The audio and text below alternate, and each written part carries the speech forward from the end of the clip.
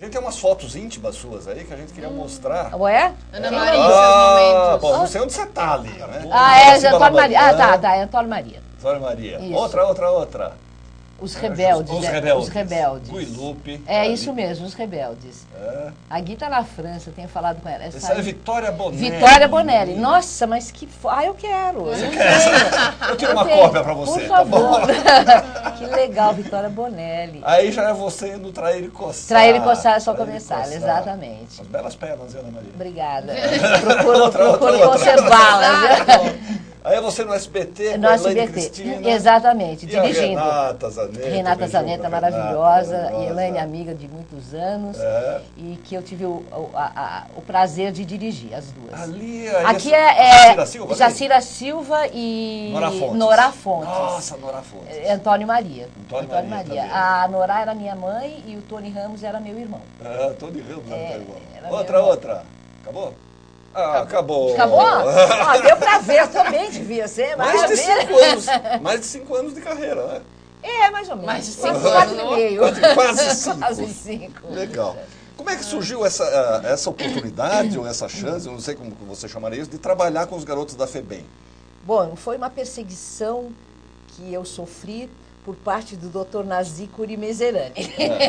Encontrar você? Ele queria muito que eu trabalhasse, que eu fizesse um trabalho de teatro com ele, já quando ele atuava nos presídios, principalmente no presídio feminino. Você sabe, conhece minha vida está sempre, eu estou sempre cheia de trabalho, graças a Deus. Graças a Deus. Entendeu? Trabalhando e fazendo mil coisas, falei, não tem como fazer isso e tal. Aí ele falou, então você vai fazer lá qualquer coisa, o que você quer fazer lá? Pelo menos um dia você vai fazer. Eu falei, não sei, vai fazer uma palestra, mas sobre o quê?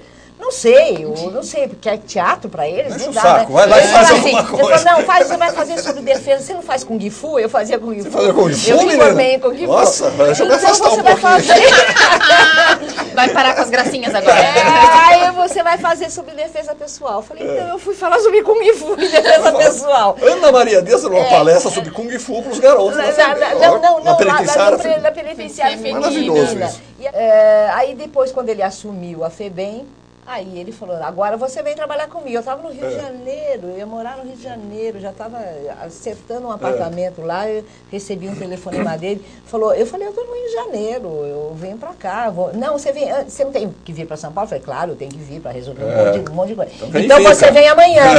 Falei, amanhã não posso, então vem depois da manhã. Eu falei, ai meu Deus, tá bom. Nazia, eu vou. Aí eu fui. Aí eu senti que eu tinha que ficar.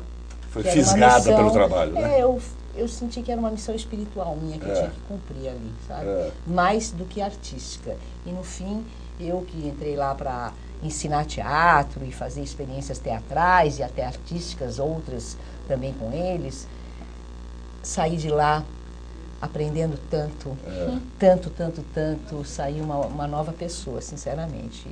Ficou sendo meu trabalho principal, porque eu não tinha como, eu tinha que realmente ficar lá, eu ficava de segunda a sábado, às vezes ia domingo, mas eu me apaixonei pelo trabalho e comecei a anotar tudo, guardar tudo, e já com a ideia de um dia relatar essa experiência.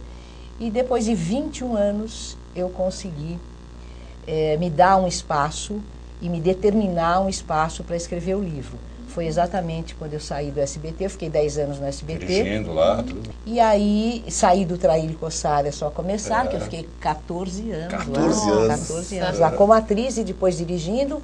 E aí eu disse, bom, agora eu estava com a minha mãe adoentadinha, falei, vou ficar próxima da minha mãe e vou escrever meu livro. Aí mergulhei, escrevi, fiquei 2009 inteiro escrevendo. E 2010 eu compilei todo o material, porque tem fotos, tem peças, eu tive que resgatar tudo. As fotos são tiradas por você também? Essas fotos eu tirei ao pedir também que tirasse na época, a gente não tinha... Você começou com a Lúcia Lambertini? Comecei. Nossa, a Lúcia Lambertini foi a primeira, uma das primeiras Emília. Não, a primeira Emília de Cícero Pica-Pau Amarelo. Maravilhosa. Eu lembro dela.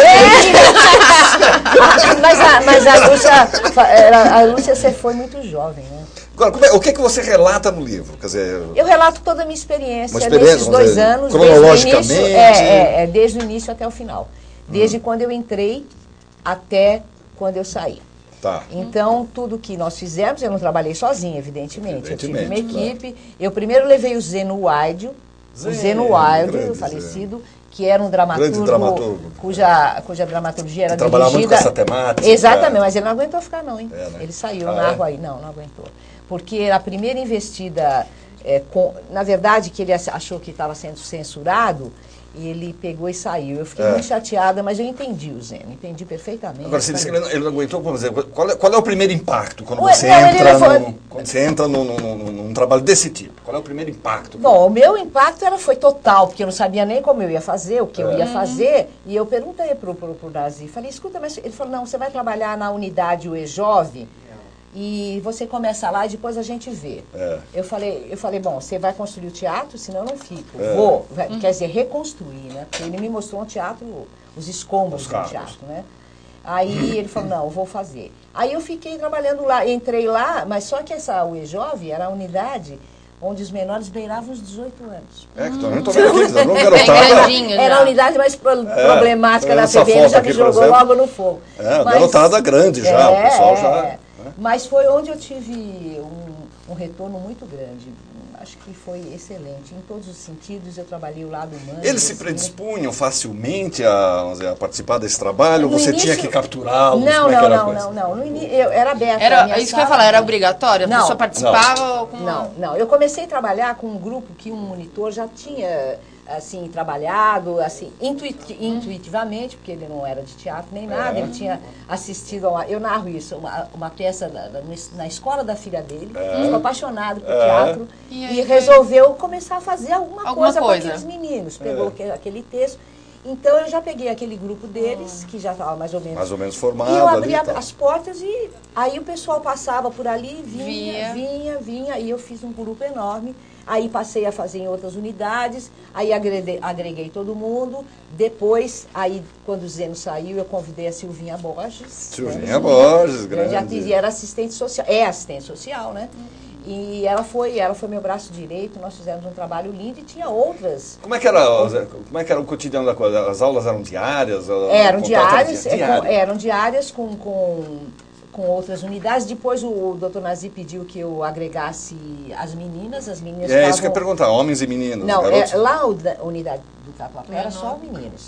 Aí ele pediu para eu agregar as meninas, mas elas estavam na unidade imigrantes. Aí eu fui nós fomos, né, a equipe, trabalhar lá. Com as meninas. Aí eu falei, deixa eu trazer as meninas aqui pro teatro, porque assim elas... E aí ele conseguiu, aí os meninos adoraram.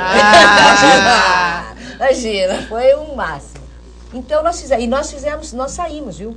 Saíram para apresentar? Saíram para apresentar São José do Rio Preto, Ribeirão Preto, acho que foi Araraquara, eu não me lembro exatamente, Araraquara, enfim, fizemos uma... Quer dizer, quando eu entrei, os meninos estavam confinados nas unidades.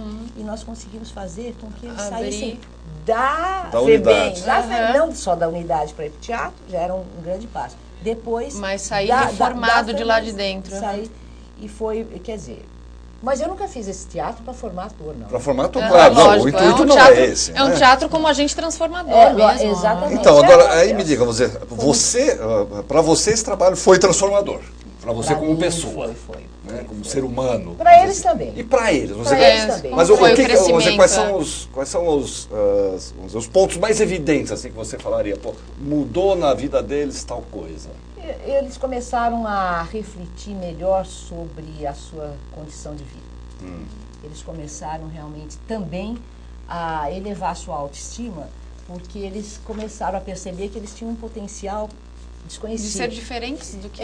Exatamente. E quando eles viam o resultado, porque nós fazíamos os espetáculos lá no teatro, as apresentações, e chamávamos as famílias deles. Que legal. E chamávamos os meninos de outras unidades e convidados, muitos atores foram para lá, viram, participaram. Eu fiz um evento que foram vários atores, foi o Caruso, a Jussara Freire, o Carlos Moreno, o Benjamin Catan, foi a Lígia de Paula, que era presidente do sindicato, Rutinéia de Moraes, foi o Miguel Falabella, que eles amavam na época, que ele fazia aquele personagem Miro.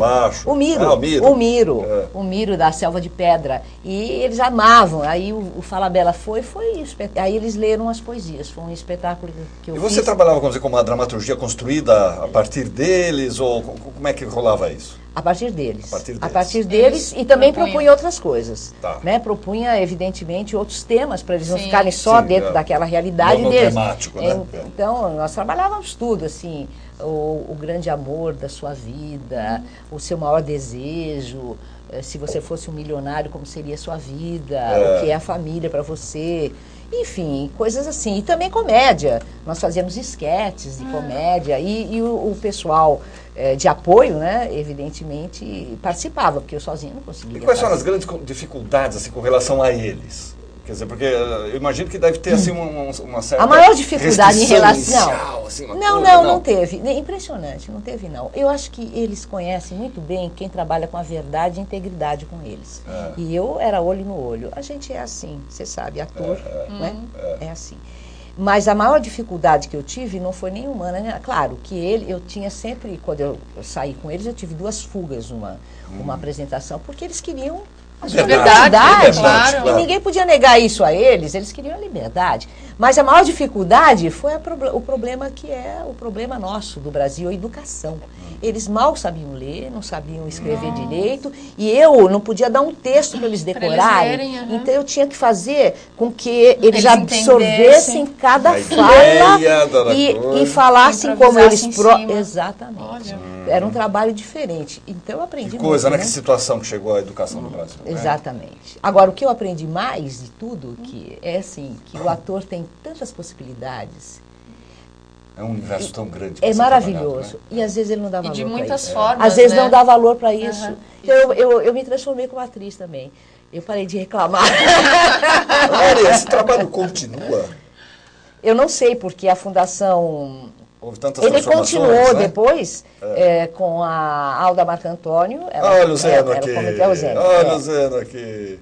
Continuou. Saudade. Mas tudo é política, né? Tudo é política, né? Tudo é política. Infelizmente muda o governador, muda o presidente da FEBEM, cada um vê de um jeito. Infelizmente. Lançamento, então, da Vida e Consciência. Está nas boas casas do ramo. Exato. À venda.